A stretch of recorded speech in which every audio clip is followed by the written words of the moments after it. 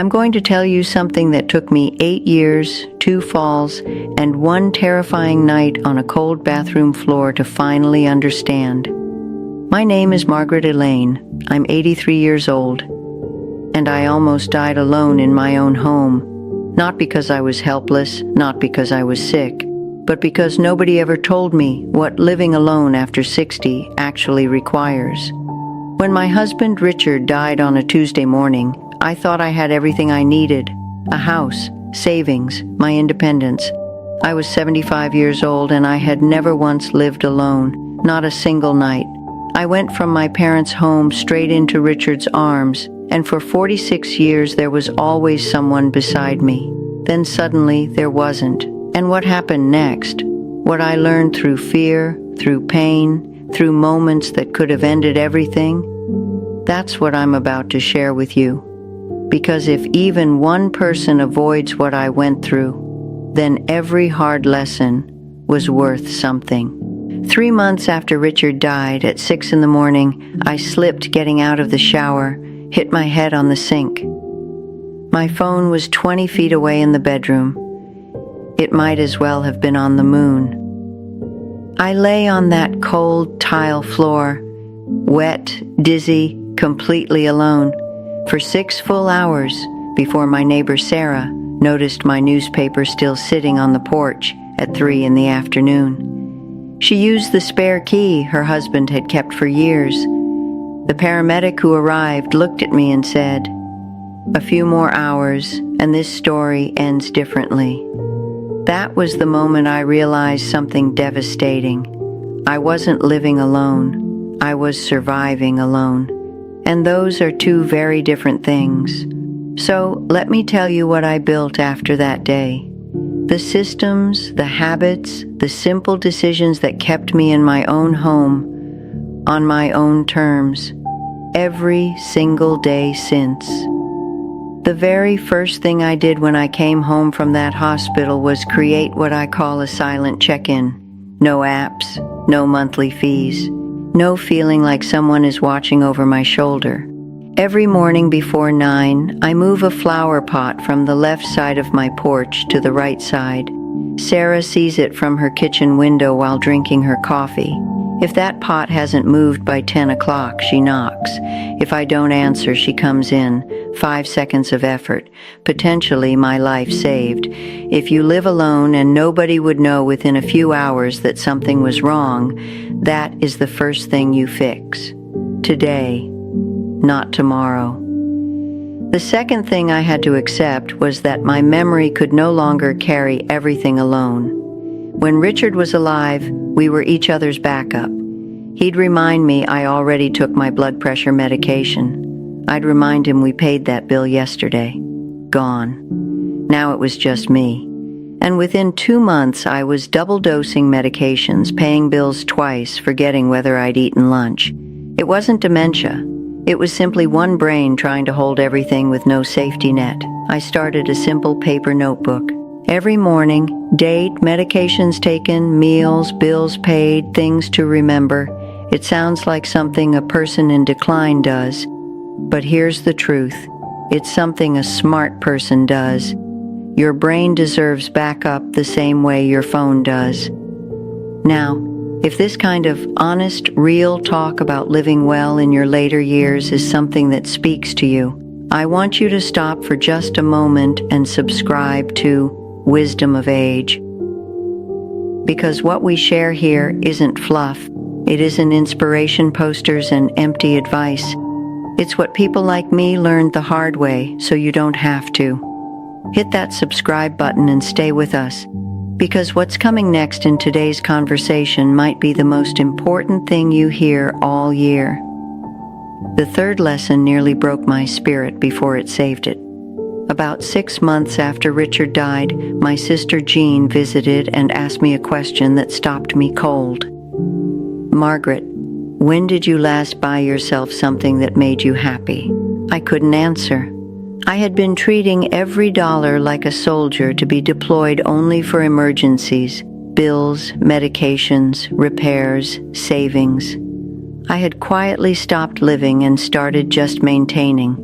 Jean made me promise, set aside even $50 a month for pure joy, not survival, joy. The first month I bought real coffee, the kind I used to love but stopped buying because it felt wasteful. I sat on my porch with that first cup and cried because I had forgotten what it felt like to deserve something beautiful. You are not just a collection of needs to be managed. You are still a person. Act like it. The fourth thing I built was what I now call my crisis folder, bright yellow taped inside my pantry door. Inside, my medications, my allergies, my doctor's numbers, my emergency contacts, and a letter explaining exactly what I want if I cannot speak for myself. When paramedics came for my second fall, and yes, there was a second fall, they found that folder within 30 seconds. They knew my medications. They knew my allergies. They said it made their job easier and may have protected my life. When you live alone, that folder is your voice when your voice is gone. Make it. The fifth thing I resisted the longest because it felt like surrender. A medical alert button I wear on my wrist every single day. One press connects me to help even if I'm on the floor, even if I can't reach a phone, even if I'm barely conscious. I told myself for almost a year that it was for people who had given up on themselves. Then I spent 3 hours on the floor after my second fall, waiting for Sarah to happen to check on me.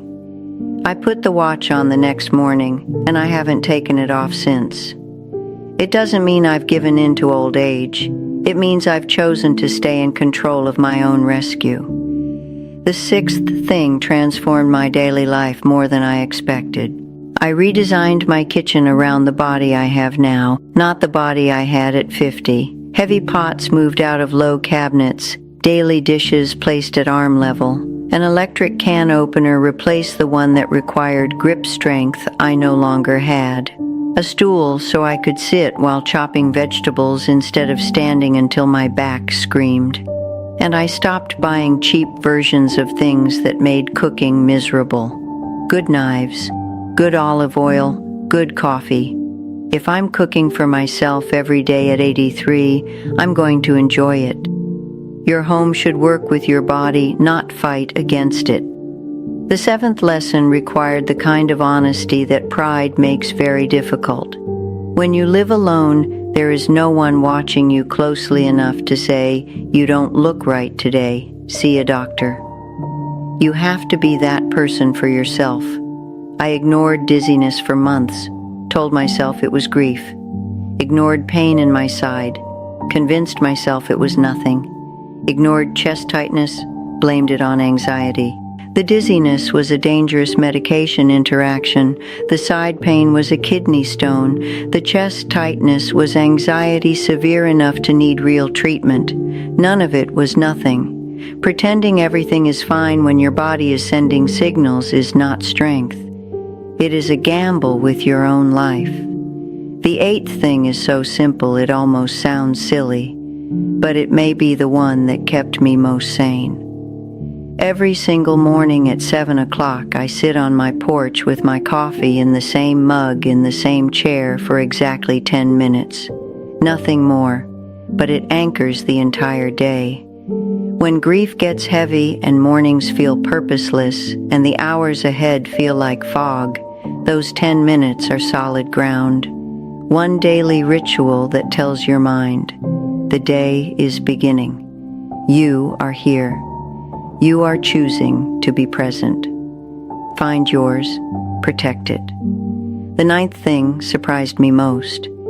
I needed to feel connected to something meaningful without depending entirely on other people to provide that connection. Senior centers felt alienating. Group activities often made the loneliness worse, not better.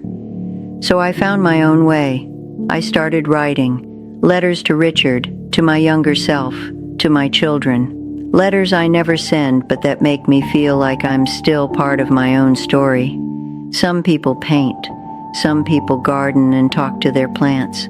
Some research their family history. The point isn't the activity. The point is engaging with something beyond just getting through another day. Meaning isn't delivered to you. You choose it. And the 10th thing, the one I still practice deliberately every single day, is asking for help before I reach the point of crisis. Because here is what I learned the hardest way possible. When you wait until you are desperate, until things have already fallen apart, you lose your power. Decisions start being made for you instead of by you. My hot water heater started making strange noises. I ignored it, then tried to manage it, then tried cold showers.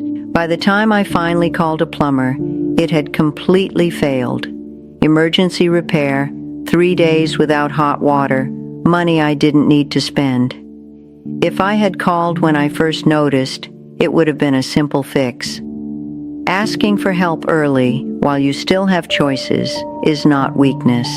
It is the very thing that preserves your independence. I ask Sarah's husband to change light bulbs before I consider climbing anything. I call the doctor when something feels slightly off, not when I can't ignore it anymore. I ask the neighbor's son to carry heavy things. None of it has cost me my dignity.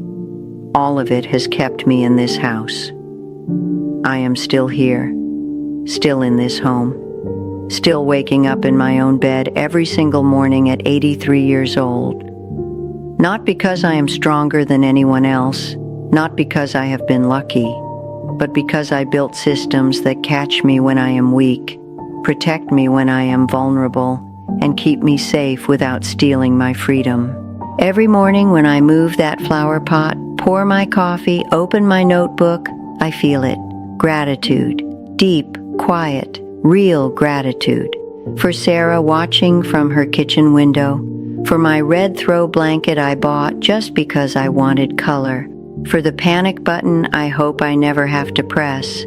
For falling and surviving and learning and still being here.